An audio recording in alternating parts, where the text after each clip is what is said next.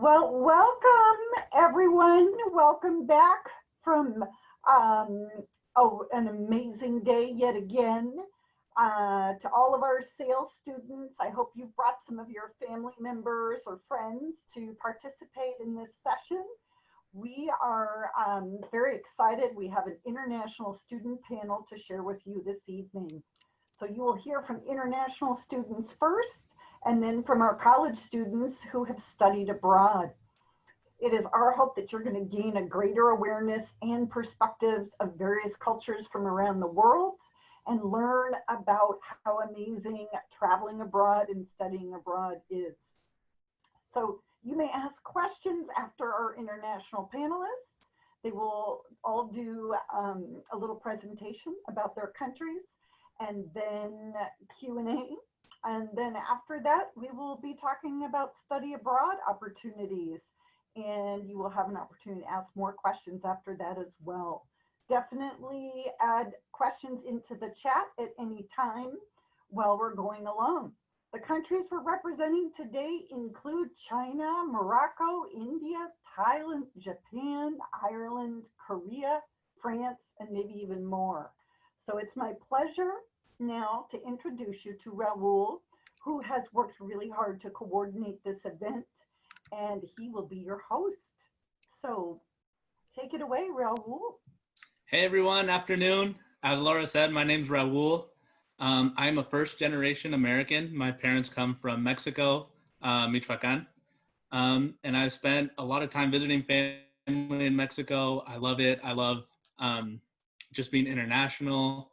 I have an older brother that lives in Vietnam, and I visited him a couple of times. So I really, really love traveling, and really hope that you all can too, and get an inside glimpse of how beneficial it is to travel and learn different cultures.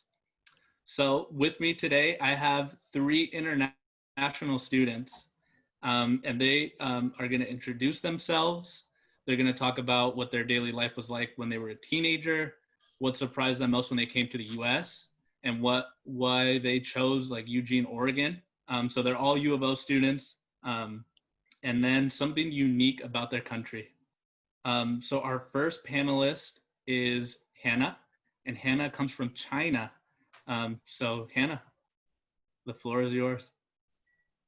Hi everyone, good afternoon. My name is Hannah Cui. I'm from China. I was born and raised in an industrial city about 3 hours from the capital of China, Beijing. I'm going to be a junior at the Honors College at the University of Oregon this fall. I'm a math major and linguistics minor. I came to the US about 6 years ago for freshman year in high school when I was 12. When I was growing up, my mom already had the idea of studying abroad, and she kind of instilled it in me. She wanted to see the rest of the world. She wanted me to see the rest of the world for myself and broaden my horizons and not be stuck in my hometown for the rest of my life. I started learning English when I was in first grade. My parents also wanted me to discover my interests by trying a little bit of everything. So I took dance lessons, piano lessons, and that had to stop because schoolwork got too busy. Before I came to study abroad, I went to the boarding middle school back in China to start practicing independence and taking care of myself. I was living the day-to-day life of studying, eating, sleeping, repeat. On the weekends, I would go home and see my parents. And I wanted to come to the US to study because the quality and the diversity of education. I had always had a passion to learn languages and different cultures, and studying abroad allowed me to pursue that passion. When I first came, I was most surprised about the day-to-day school schedule of an American high school student. The day begins at 8 a.m., we have classes and then lunch, and the last class ends at 3 p.m., and the rest of the day allow for any leisure activities like sports, clubs, or studying. Back in China, there would have been classes and studying from 8 a.m. all the way until at least 8 p.m. The food, when I first came, I was not surprised about because I had always liked American food when I was back in China. Another thing I was surprised when I first came was the intimacy and the expression of emotions. Here, for example, it's very common for people to greet each other with a hug or even a kiss on the cheek. and to tell your parents or friends, I love you. But in my culture, we introductions are usually greeted with a handshake, and we don't usually tell our family or friends we love them. You just almost assume that we love each other. We show our love through we care for each other, helping each other, and be there for each other. If you went to visit China, it might not be much of a surprise, but there are way more people wherever you go, especially in bigger cities and touristy places. Be prepared for traffic jams, long lines, and shoulder to shoulder distance from people. One more thing is that as a foreigner coming to China, you'll be treated as celebrities to the civilians. I remember when my host family, my American host family, came to China to visit. My Chinese family, and I showed them around like famous places like the Great Wall, the Forbidden City, Terracotta Warriors, and people would come up to them and ask for pictures with them, like they were celebrities or something. And it was really fun. They were like, "Yeah, let's take pictures." But something unique about my country is the food. As you all know, Chinese food is well known around the world for its taste as well as variety. If you get a chance to visit, be sure to keep an open mind and try as many kinds of food as possible. And that's me. Wow, that was incredible. Thank you, Hannah. I really got of what life is like in China. A reminder to everyone, you can ask questions in the chat, and we will hold a Q&A session after our last international student presents. So feel free to add questions there. Our next student is Shreya, and Shreya comes from India. Hi, everyone. I'm Shreya Salori. Yes, like Raul said, I originally come from India, but I have been living in Thailand for the past 10 years. So I have almost spent half my life in India and half in Thailand, and now I'm here. I grew up in India till I was like around 10 years or so, and then I moved to Thailand, so most of my teenage years have been in Bangkok, which is the capital of Thailand. My current major in UO, actually I'm double majoring in journalism and international studies, and I'm gonna be a junior. So my daily life, if I had to talk about that, I would probably be able to give more insights on Thailand than on India, because I just remember more from being in Bangkok. It was like something similar to what Hannah mentioned. It was like 8 a.m. to 8 p.m. Since I was involved in a lot of extracurriculars, I would end up staying late at school for like say debate or Model UN or like other club, student council and stuff like that. Then I would come home, do homework. Life in Thailand is like, since Bangkok is a metropolitan city, we have a lot of malls, a lot of traffic, a lot of places to eat at.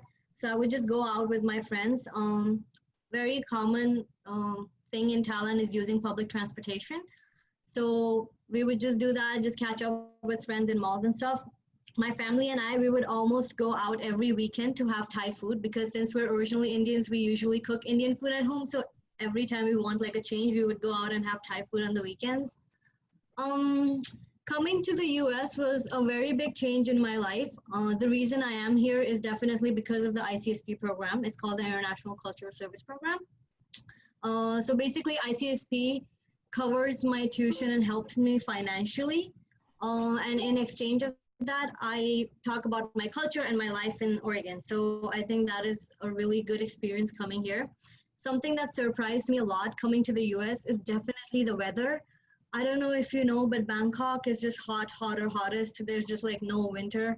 So it was very surprising when I saw snow for the first time here. It was really exciting. I remember calling my parents and just like showing them around. So that was pretty surprising. The weather was surprising. So one thing that would surprise people if they visit my country. So if I talk about India, I would probably say the diversity in the country. Each state has a new language, each state has a new dance, new lifestyle, new food. So if you travel across the country, you're just gonna see a lot of differences between people. So I think that's something that could surprise people. And when it comes to Thailand, I think one thing that would surprise people would be the very laid back lifestyle of a lot of people. Even though I say Bangkok is a very, very busy city, people at the end of the day, they just like really chill, they party, they eat food outside. So just like they have a very calm and laid back lifestyle. So that is very different from what I have seen in the US multiple times. And something unique about my country in India, again, I would bring this point up, diversity. It's a lot to keep up with when you're traveling such a huge country with such a large population, but it is something that is really unique. We have a lot of religions, a lot of types of food, languages, dances. So there's just a lot of culture in the whole country. So I think that is something that's really unique, and I appreciate that a lot. And in Thailand, something unique would be the welcoming nature of people. I don't know if people know, but Thailand is also called the land of smiles. So if you go and visit the country, a lot of people are just gonna welcome you with open arms and have a lot of ceremonies for you and just like make you feel really like home. So yeah, so these are the two cultures I've been carrying with myself for the past 20 years. So that's me. Well, thank you. I've always, India's on my bucket list to travel to. And I love that piece that they are very, the hospitality part of the culture. I love that. So up next, we have Youssef, who comes from Morocco, but has also spent a lot of time in France as well. Hello everyone, my name is Youssef, and as Raul was just saying, I was born and raised in Morocco. I moved to France when I was 18 after I graduated high school and lived there for over 8 years, while also traveling for work a lot and intermittently moving to places. So over those 8 years, I also was stationed in Tunisia for a little bit, in the US for parts of that for a year, in Spain for a little. So I've traveled a lot. I've lived in 7 different places over the past 10 years, which is a lot. Actually, if I make it through my program here, which is a 5 years program, Eugene will be the place where I've stayed in the longest continuously ever. So the city that I would have lived in for the longest continuous time will be Eugene, Oregon, when I go through this program. I'm currently going on to my 4th year as a PhD student in economics, which is what brought me here to Eugene. When I was thinking about going to grad school for a PhD in econ, I knew that I wanted to go to the United States or back to the United States because I had already studied in part in the University of Southern California in LA, and I had really enjoyed my educational experience here. So I knew that I wanted to come back here for school, also in econ. The US just happens to be, you know, one of the countries that has most of the renowned economists and where most of the research in that field happens. So I knew I wanted to come back here, and I knew I wanted to be on the West Coast. So I applied in Washington, to the University of Washington, to the University of Oregon, and Southern California. And I ultimately chose to come here because it just felt like the most convenient place to be doing a PhD, because it's small and calm and very low on distractions. And so far I'm very happy with it. What was the next question? How was my teenage years in Morocco? So I went to a French high school in Morocco, which is kind of a weird experience because I was basically spending all of my days in what felt like France and then going back into Morocco at the end of the school day. High school in other places other than the US is very, very different. High school in France and in Morocco, which have two very, very similar systems, has a lot less extracurricular activities. It's very, very intense learning, classroom learning. So we would spend, as with Hannah and Shreya, a lot of hours in the classroom. In high school, you already have to choose a major. So you have to choose like any field that you're interested in, and that's what you specialize in. And then when you graduate, you get a high school diploma that is actually a huge deal. It's called baccalaureate, and it's like a very important thing because you get a diploma in the field that you chose. So I was working a lot, especially because I was trying to get 2 high school diplomas. I was trying to get a French high school diploma in science and math, and a Moroccan high school diploma in literature. So I spent most of my high school just really studying and working.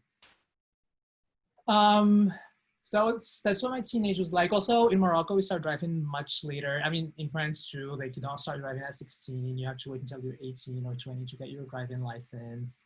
So you're very much dependent on your family. You're very much restrained on your movements, which is a very different experience, I think, than what people have here.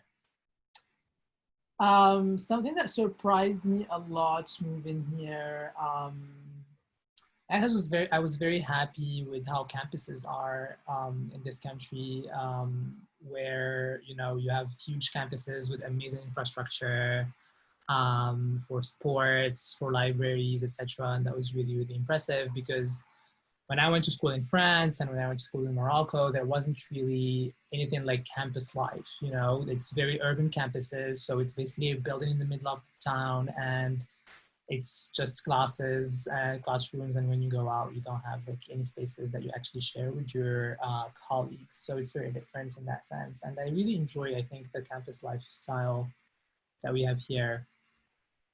I was also surprised by the over-reliance on cars, because I come from places where you use public transportation most of the time to get anywhere and everywhere. So it still doesn't really make sense to me why we need to have so many cars, which is so much pollution and so much waste, when we could have like much more efficient public transportation systems.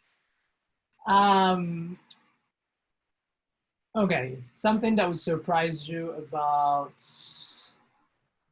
my area of the world, which I generally associate with, the whole Mediterranean region, like all the countries around the Mediterranean, is, well, there's a lot that is very, very different. I think one of the first things is that there is much more promiscuity in like human interactions. Like there's a much less present notion of physical space, or like your own space. So you will be very surprised if you go to Morocco or France or Spain that people will like literally be in your face, very close to you, very tactile too. When like we talk, we generally have a tendency to touch each other, to like express something or an emotion or affirmation or something like that. So the way we relate to space is very different. It's much more communal. When you're on the sidewalk, it's normal for people to just like pass by you very closely, and like here where they would really try to avoid you. So the notion of space is really one of a shared space, which is very different than how it is thought of here in the US. Finally, I think something that is very unique about Morocco and France, and I think again like that whole region of the world, is if you get on a boat in Morocco and just like travel for 14 kilometers, which is like a little bit more than 9 miles, you find yourself in Spain, like, which is a different country with a different language, with a different ethnicities, with different food, different everything. If you drive again for like a few hours, you're in France, which is like a completely different place. So it's just such a tiny, compact area with such diversity, with so many countries, with so much history. Like, I think my city in Morocco, which is one of the most boring cities, was founded in the 700s. So it's 14 centuries old, and a lot of things around you are 14 centuries old. If you travel a little bit outside of my city, there's like monuments that dates back to the Roman Empire, so before Christ, before the current era. So it's just like a very tight and compact place of the world where a lot has happened, where a lot continues to happen, that is extremely rich in all its cultures and all of its diversity. And that's something that I really love about that place. And the miss about here, because you can drive here for 1,000,000 hours and you're still in the United States with the same language, the same food, and the same culture, pretty much. So it's a very different dynamic going on there. Check. I'm done. Awesome. Thank you, Youssef. And yeah, I agree. I often think I've spent most of my life in like the Americas. And oftentimes, yeah, it's just such a wide country that, yeah, we don't really experience like different countries. We don't have that same opportunity here. And oftentimes it may feel like driving to a different state, maybe like going to a different country because of that diversity we have here. So we do have another guest His name is Mert, and he is from Turkey. And Mert, the questions that we have asked our students are the country that you grew up in, the major your current major and year at the U of O, what your daily life was like when you were a teenager, what surprised you the most about the US when you first came here, what brought you here, what would surprise people in the US the most if they visit your country, and what is something unique about your country? Yep, thank you. I think I'm audible, yeah, right? Yes. Perfect. Yeah, I have the questions here. So yes, I'm Mert. It's quite like read differently from how it's written, but like I'm used to it. It's actually Mert, but that's cool. And so I'm from Turkey. I grew up in Istanbul, and it's like the most known place from Turkey. It's like the Constantinople, the Byzantine Empire, and everything else. And I've been there for like all my life, other than this year, like freshman year of my life in U of O, and I'm doing computer science, and I'll be doing computer science. I think I'm gonna be okay doing that. And in Istanbul, in Turkey, it's like, well, I mean, I've never been asked this question like that, like how to phrase it. Sometimes the Turkish people are ready to be asked such a question like, do you ride camels in Turkey? And we don't. But I've never been asked this. But when I came to the US, I've been preparing this. I've been preparing myself for this kind of question, but thank God, no. And like, I'm gonna start off as we're like quite a modern country. If any of you like think of it as the opposite, and everything is normal. We're just like any other European country. We just have more religion working. I mean, well, I'm not gonna deny that European countries have Catholicism and like just changing everything else.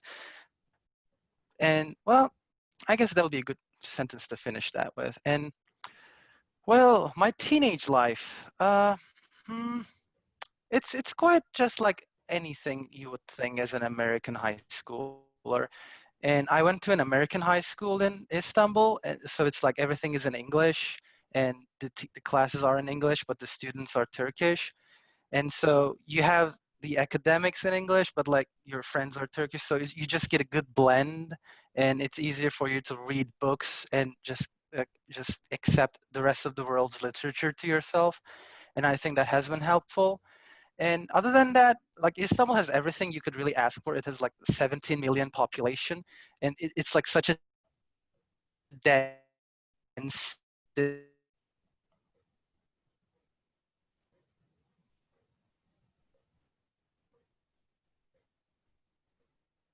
Oh no, he froze. Yeah, I think he lost connection. Let's give him a couple seconds, see if he regains it. City. You can find everything. And I tried things other than you can do pretty much everything. And other side,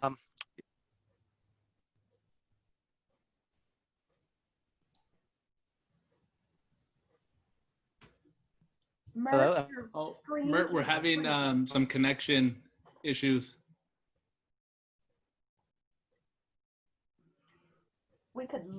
He could log off and we could start some questions and he can log back.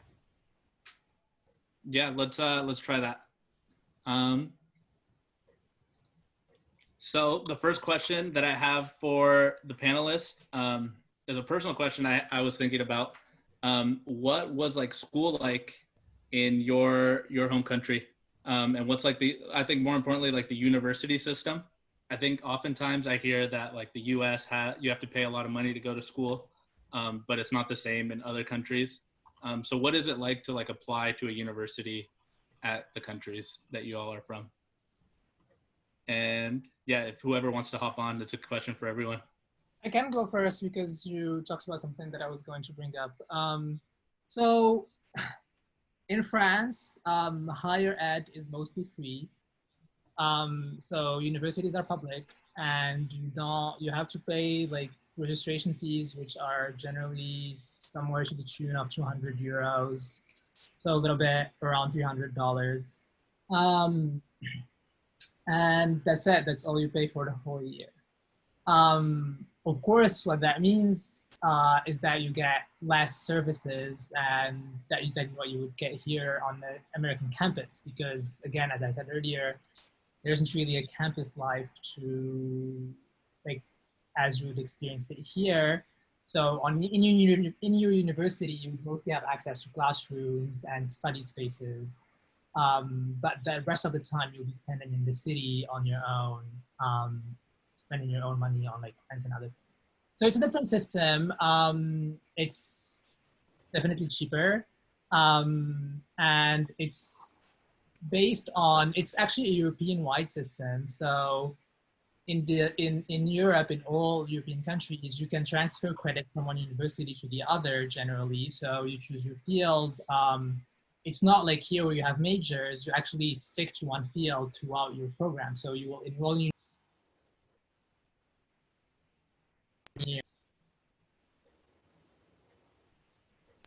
for political science or for other things. So you won't really have that versatility or that ability to switch very easily that exists in American universities. It's much more rigid.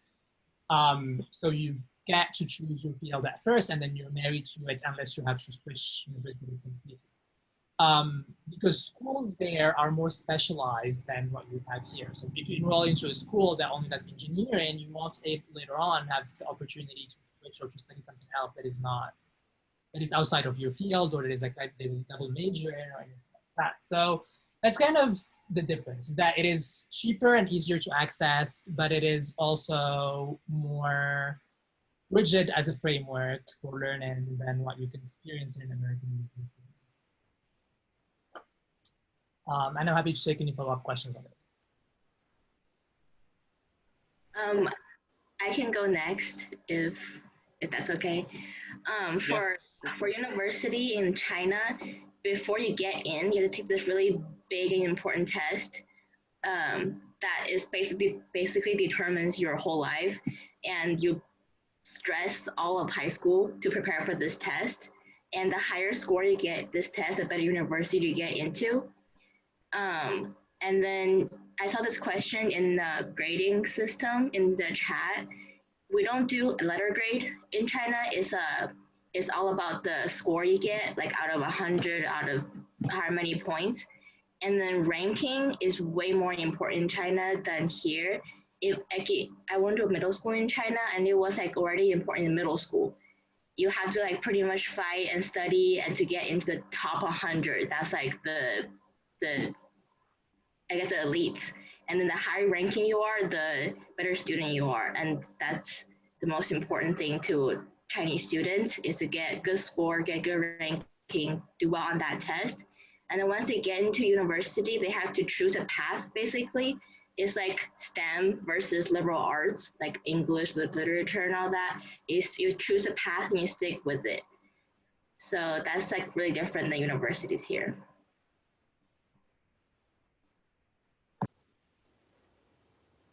Thank you. Oh, and then Shreya, if you can.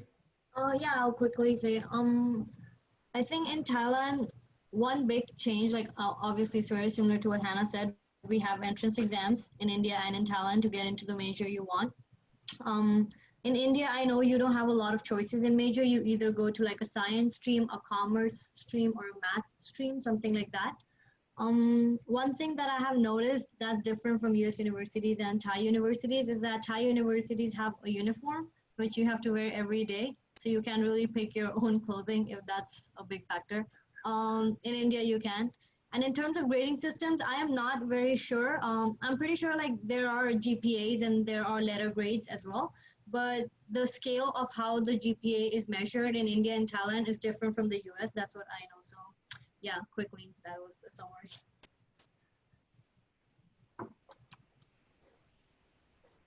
So another question I have is, what's something you miss from home? And that can, I know we have some people that call home a couple of places, so you can decide which one you want to share. But yeah, I'll start with Shreya. Something I miss from home is food. I am not very good at cooking, and my mom used to cook for me a lot. So I really miss food from Thailand or India, both the places. Yeah, the most I miss is food, for sure. Okay, and Hannah? Same is food, especially home cooked meals from my mom, my grandma, and then another thing, probably family is I really miss the food in the family. That's the two most important things in my life, pretty much. And then Youssef. I think this is actually the first summer where I won't get to go back home to France and Morocco. And what I miss the most is spending summer in France and Morocco because it's extremely festive. It's really people are staying out late until like 3 in the morning, 4 in the morning. It's very family friendly. Um, it's just a very different way of trying to enjoy life over summer over there, and I miss experiencing that. And Mert, if you're still, sorry if I said it wrong. Mert, if you're still on, would you mind answering that question as well? No, I wouldn't. Well, I was gonna say food, but that was taken. But so like what I'm gonna go with is in Turkey in general, like people like wear their hearts on their sleeves, if that's the right saying. So like you know what someone is thinking from the way they move and the things they say, and that changed in US so much because like everyone thanks you and everyone apologizes, but then like that's it, and like, you don't get that many expressions from people. But in Turkey, everything is apparent, and you don't have to work that hard for it. So like you know where you stand with the people, and it's not complex. That's something I miss from Turkey. Oh, thank you all for sharing. Um, we are going to transition now. So please keep asking your questions, and international students, if you have time, can you answer those questions in the chat? Because there came up some really great questions there towards the end. But next, we are going to hear from Megan Loftus, who is a SAIL counselor and is currently studying abroad in Ireland. And we will also hear from other study abroad students from our SAIL counselors. Hi, everyone. Can you hear me okay? Yes. Okay, awesome. Been having some tech issues. I am still in Ireland. It's currently actually 1 o'clock in the morning. But I'm super excited to be here, and the time difference isn't too bad to manage, being away from home. So I'm a little bit different of a story. I didn't get to study abroad during my undergraduate program. I went to the University of Oregon, and I majored in human physiology, so it was really hard to try and coordinate taking time to study abroad. And so when I graduated, or when I was getting near graduating, I was really looking into, traveling abroad, and I wanted to go travel. And so I actually found out that FAFSA and federal student loans can apply to international colleges. So I started looking at, master's and PhD programs internationally, and, kind of the process to get there, and like whether or not it would like transfer back to the US. So I applied for financial aid, and I took out a couple of loans to come out to Ireland, and I've been living here for about a year. It's definitely been interesting being on the other side of the world with COVID happening. I came home for a couple months, but I'm back in Ireland now, and it's just very different, like the culture from back home versus being here. I learned a lot about myself and my identity. I'm half Chinese and I'm actually half Irish, and so it was strange, like when I was in high school, trying to decide, who I was and who I identified as, because I was definitely much more Asian, I would say, like as a high school college student. And then coming here, my dad's Irish, but because I didn't grow up here, they're very much like, well, you're not Irish, you're American. And so I kind of realized what it meant to identify as, being an American.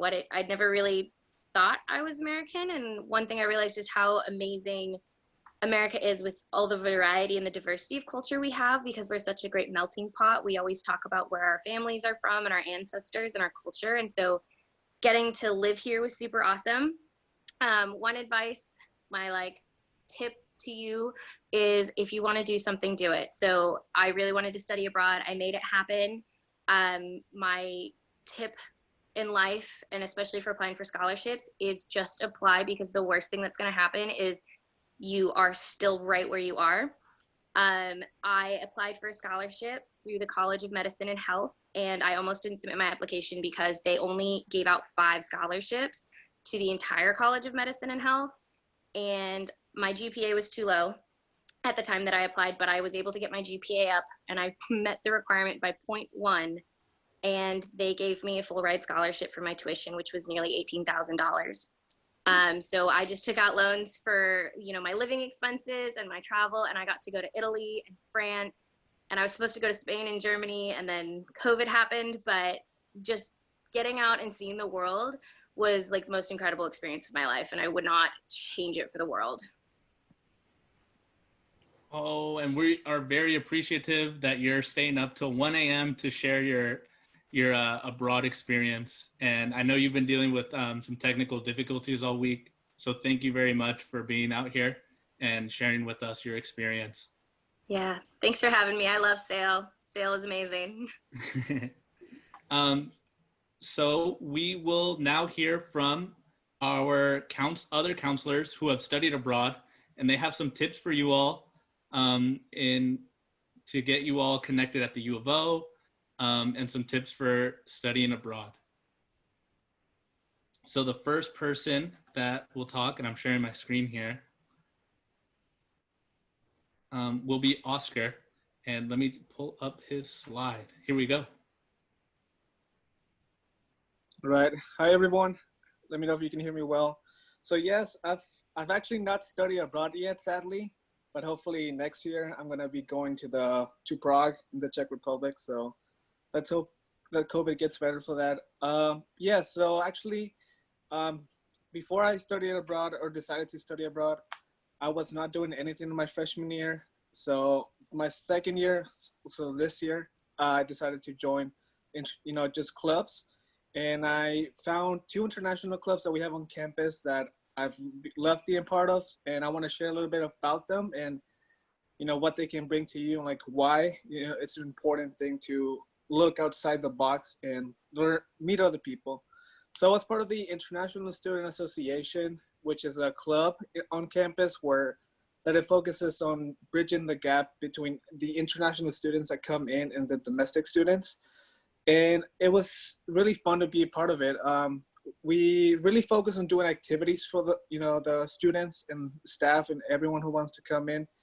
And we have a thing every Friday that's called Coffee Hour, which it's really fun because as part of the team, we actually prepare everything. We have like 4 different sections. We have a program, marketing, finance, and I'm forgetting one, but yeah, so we just simply try to mend the gap between, 2 students groups that we have on campus.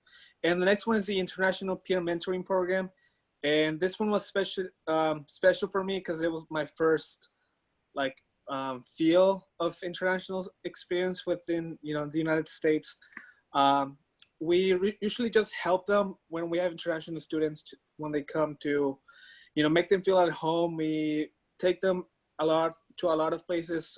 I think the first thing that we did when they came, we took them to a soccer game, and they really enjoyed it, even though it was like super raining. But yeah, we just are technically like a resource for them. Like we peer mentor them. So like if they have any questions at any time, they can just let us know. We can take them to the place they need to go.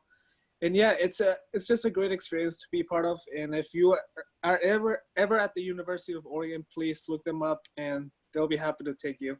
And we also have like other specific like cultures, like clubs on campus. So I know we have the African Student Association, then we have the Vietnamese Student Association, we have Mecca, and we have a lot of them. So there's probably a place for you when you come to UO.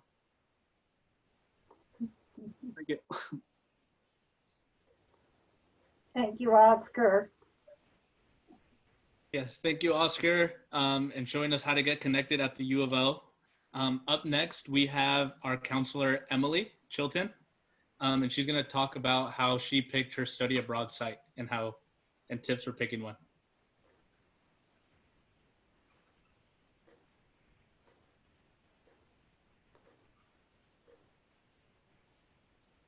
Oh, it seems like there's a bit of a technical difficulty, so we'll move on, and we'll circle back to Emily. So up next is Josie, that will talk about kind of the financial piece of studying abroad and her experience as well. Hi, everyone. A lot of you probably know me at this point, but I'm Josie. And I got to experience studying abroad in South Korea last summer, so a year ago. Today, that's where I was, and I miss it like crazy. I had a wonderful experience both being a student in South Korea at Dankook University and also teaching English to other college students my age. But especially because I've had this experience, I totally understand how looking at, studying abroad, you see those numbers, you see how much it costs, and it gets really, really scary and seems, totally unachievable. But trust me, there are a number of ways that you can still study abroad and keep it affordable and keep it a possibility for you. So up here, I have a couple of different ways that you can afford different study abroad programs. The first one, obviously, scholarships. There are a lot of scholarships available for study abroad programs, and some scholarships are general. Other scholarships are program or country specific. So there are some programs that really, really, really want people to come to their program, so they might offer more scholarships to that country or to that specific program. And sometimes those scholarships will be for even more money because they want you to come to their country. And some of the general scholarships can also be really helpful for covering flight costs. And, if you're not going to be staying with a host family, if there's some housing cost you need to cover, those scholarships are really great for that as well. And if you go to the U of O, there's the GEO office that is responsible for international student affairs and study abroad, and they can provide you with a list of every study abroad scholarship they know of, as well as all of the deadlines and how to apply for those. Another way that you can make your study abroad experience more affordable is by looking at the program details. This is actually something that I did. So first and foremost, location matters. So even though going to someplace like England or France or Italy could be really, really fun and exciting, those countries tend to be very, very popular. And so a lot of their programs will tend to be a little bit more expensive. However, there are other countries that are not as often traveled to for study abroad, such as South Korea, for example, or maybe Indonesia or India. And these countries will have more affordable programs in order to try and excite people and make them feel like, oh, this is another country that I can go to, and the program is cheaper than one going to, say, France to study culinary arts. Another detail that you want to look for is the duration of the program, how long it is. Shorter programs are typically more affordable. The program that I participated in to South Korea was only 2 months long rather than a full term. And so it was definitely more affordable compared to, programs that are a year long or multiple terms long. And sort of related to that is the season. The season that you go to study abroad will also impact the cost. As I said earlier, I studied abroad in the summer. And so a lot of summer programs will be a little bit cheaper because it is not during the normal school year. That could be impacted depending on where you go, if the seasons are sort of switched or if their school year works differently. But typically summer programs are often more affordable. So these are some things that you just want to keep in mind when you are looking for affordable study abroad opportunities. Thank you so much, Josie. And that's a fun fact. I didn't know that other programs hype up their programs by charging less. That's a good thing to keep in the back pocket. So next we have Juanita, who will talk about adapting to culture, and then adapting to culture when you go to the new country, and then how to deal with like adapting back to your home culture. Hey guys, so my name is Juanita. My pronouns are she, her, and hers. I studied abroad in Lyon, France. I was actually there before COVID-19 hit, so I was supposed to be there for 5 months, but only ended up being there 3 months because I had to come back home. I'm still happy with the time that I was spent there. So obviously when you're studying abroad and then going abroad for vacation, they're two separate things. I mean, if you're going on vacation, you're staying a shorter amount of time. Whereas for studying abroad, you're assimilating into another culture. Many times it's not going to be your own culture. So one of the biggest pieces of advice that I can give is always be open to new experiences, because there's going to be many situations where you're just not going to feel comfortable in that situation and you're going to be outside of your comfort zone. And that's normal and that's totally okay. I think the most important thing to think and do when you're in that situation is to have a good attitude and just enjoy it. I mean, it's only going to be temporary because you're going to come back home anyways. And you know, you're not always going to be abroad. And always have a good attitude, even if things aren't going the way you planned. Maybe you went abroad with a certain expectation and maybe that's not happening, or, you know, it's, I guess the culture isn't as exciting as you thought. So just still have a good attitude, because I do know of other students that I went abroad with that they didn't have a good attitude, and, you know, because their expectations weren't met. And so a lot of times that just ruins your whole experience. And that shouldn't be the whole thing of studying abroad. It should be learning, being able to learn and assimilate, and understanding that, you know, it's not your culture and that's okay, but you're there to learn. Another thing that really helped me being able to adapt to French culture was getting involved in the local life. So doing things like, you know, reading the daily newspaper, like listening to music, or going to a local cafe can really, really help. I know that for me, I would read the daily newspaper in French. My French is okay. It's not like phenomenal, but I was able to understand it. So at the same time, you know, reading the newspaper and listening to songs really helped me improve on my French, but also feel like I was a part of their culture and their life. And then going to a local cafe is always just good, because you can always, you know, see and kind of like people watch, but not like in a weird way, you know, kind of just see how, you know, the French are, you know, what, how they're what their personalities and kind of cafe culture. And then the other biggest thing is is talking to your host family and also other study abroad students that you're with. I think talking to your host family is a very important one, just because they're the ones who are going to fill you in on the activities that are happening in the city, cultural norms, as well as anything else. They're obviously very good at giving suggestions within the city and in the country.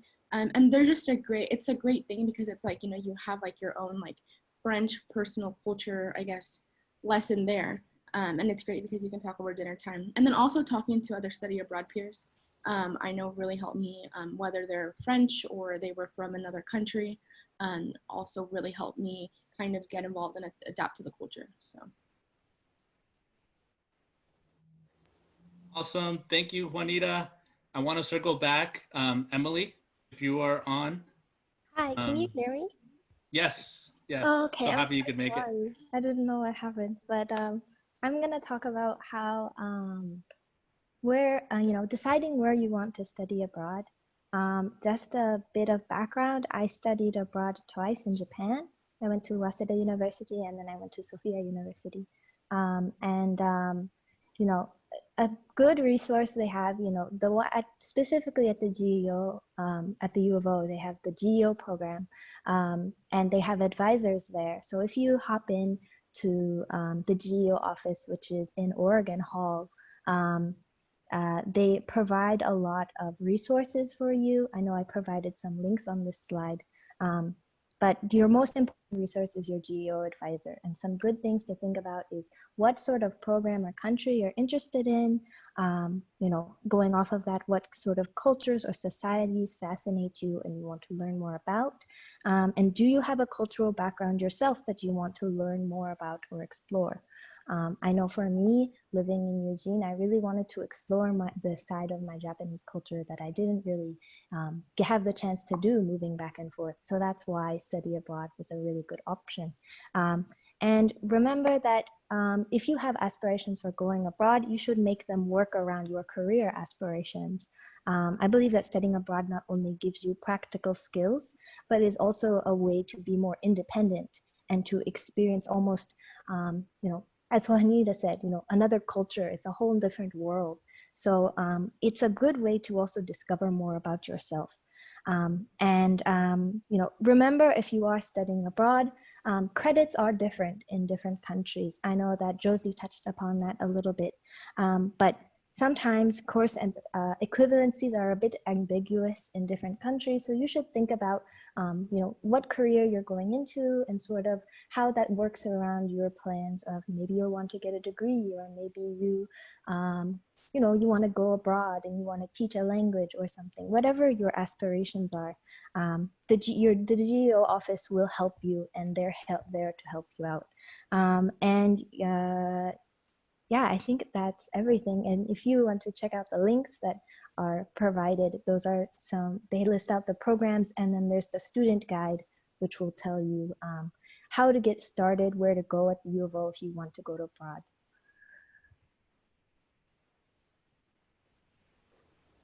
Thank you, Emily. I'm so happy we were able to come back to you because that was great information.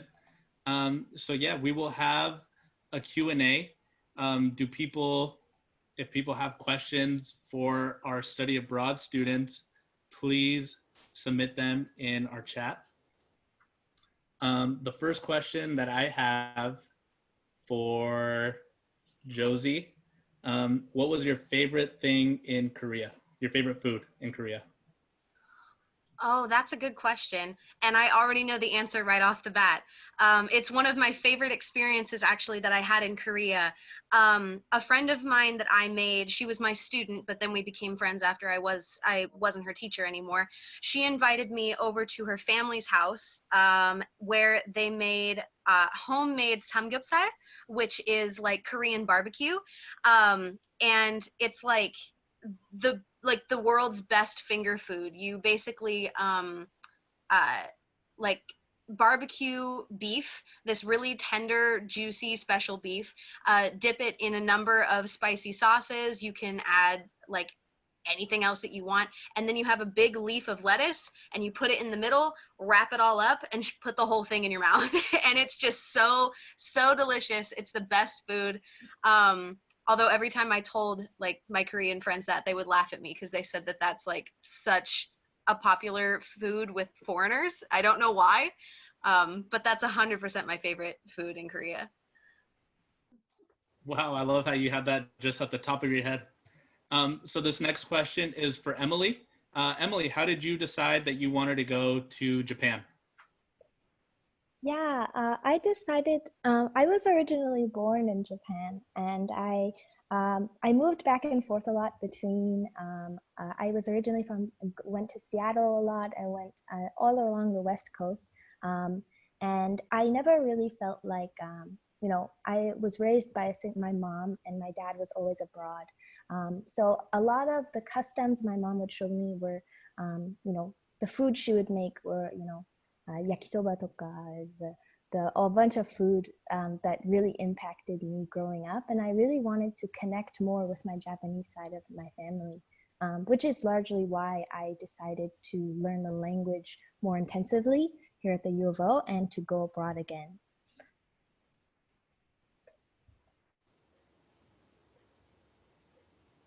And the next question I will ask Oscar.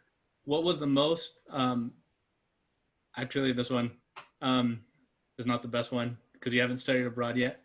Let me find a good one for you. What was the hardest part of picking to study abroad?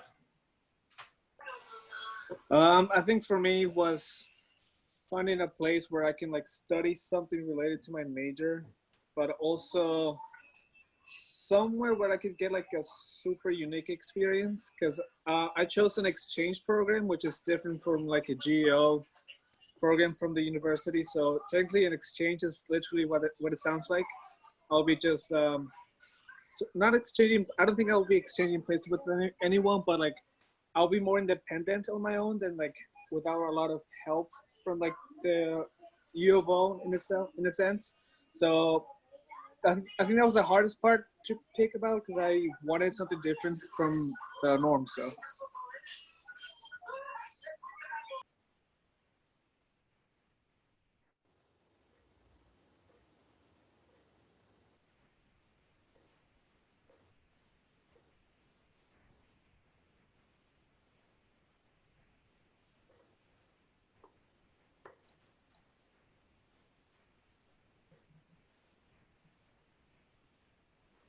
Sorry, I think I froze for a second. The next question I have is for Juanita. So I'll add a little bit to this question. So did you have to learn the language of the place you studied? And if you didn't, I know you shared a little bit that you weren't fluent in French. How did you manage to get by day to day? Yeah, so I think it varies on each individual program. My program required me to have up to a first year fluency. So that would mean like finishing all of the 100 level at the U of O, which I did. And I did have to take a language test. So that's how I was able to. But I know that there's other programs that don't require that language piece. In terms of how I got through, it was hard because I only had a first year French level. And so like, obviously you have to do things like go to the bank and go to the doctor. And it's like, if you don't have, if you're not fluent in French, that can get very hard. I use a lot of Google Translate. And honestly, a lot of times I would just wing it and I would be like, well, if they didn't understand me, well, they would. And if they did, well, then they would. But I mean, I wouldn't sweat it too much, so. Awesome. And we have time for one more question. And the question I will ask will be to Josie. What kind of exchange programs does the U of O have that you know of? Oh man. Okay, I'll do my best to answer this question.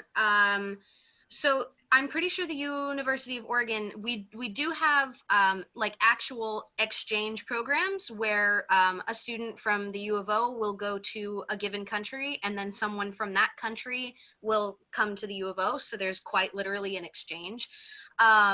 There are also programs that aren't technically exchanges. You will just go to the other country to study there for a certain amount of time. Kind of like I was talking about earlier, the amounts of time will vary depending on the program and probably also the season. I've heard that can kind of affect how long you might stay in that country. And there are also programs like the one I did, although I will say I haven't seen very many. But the reason why I chose the program I did was because what I would be doing in this program is exactly what I want to do for my career, which is teach English overseas. So there are some programs specific to that can actually function as a sort of internship. So I basically interned in South Korea as an English teacher for about a month. So there are lots of study abroad and exchange programs like that offer internships or some sort of certification at the end of a program depending on what you're doing. And as far as countries go, I mean, I probably couldn't list all of the countries that the University of Oregon has study abroad programs too, but I can definitely tell you from looking through them myself, there is a lot. So regardless of whether you are interested in going to the University of Oregon or another school, every college should have some sort of web page or catalog of some sort that showcases all of the different programs they have. So give yourself, half an hour, 45 minutes, and just scroll through, see what sounds interesting, read the details of each program, and just see what there is offered through that school.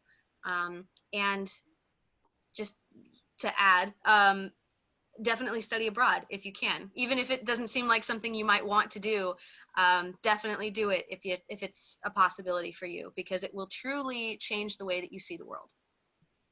Awesome. And I can't think of a better way to conclude our Q&A with that statement. Yeah, study abroad is a great experience. And there's ways to afford it. Thank you all study abroad students that participated in this Q&A and sharing some of your wisdom with us. And I will hand it over to Lara. Wow, that was a really fantastic job, you all. What a great way to showcase things from around the world. And Raul, you did a really, really wonderful job being a host and putting this all together. So we thank you for putting this. You and Josie worked really hard on this. Yeah, I think the biggest takeaway is try it. Go travel when you can, and there are ways to make it affordable. So any of you that are interested in or even curious, explore your options. You have a ton of resources here now through the SAIL program of staff and programs that you can reach out to find out about more ways to make this happen.